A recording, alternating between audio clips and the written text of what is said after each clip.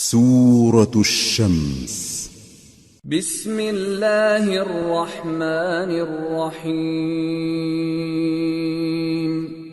والشمس وضحاها والقمر إذا تلاها والنهار إذا جلاها والليل إذا يغشاها والسماء وما بناها والأرض وما طحاها ونفس وما سواها فألهمها فجورها وتقواها قد أفلح من زكاها وقد خاب من دساها.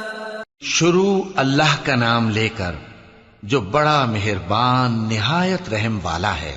سورج کی قسم اور اس کی دھوپ کی، اور چاند کی جب وہ اس کے پیچھے چلے، اور دن کی جب وہ اسے روشن کر دے، اور رات کی جب وہ اسے چھپا لے، اور آسمان کی اور اس ذات کی جس نے اسے بنایا، اور زمین کی اور اس ذات کی جس نے اسے پھیلایا، اور نفس انسانی کی اور اس کی جس نے اسے درست کر کے بنایا.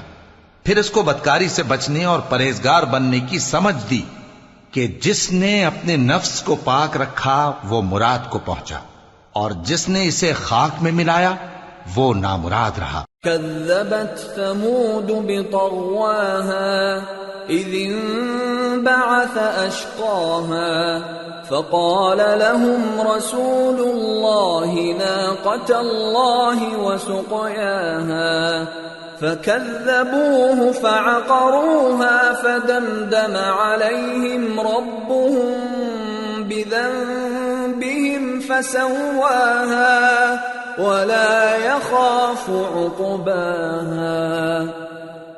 قوم سمود نے اپنی سرکشی کے سبب پیغمبر کو جھٹلایا.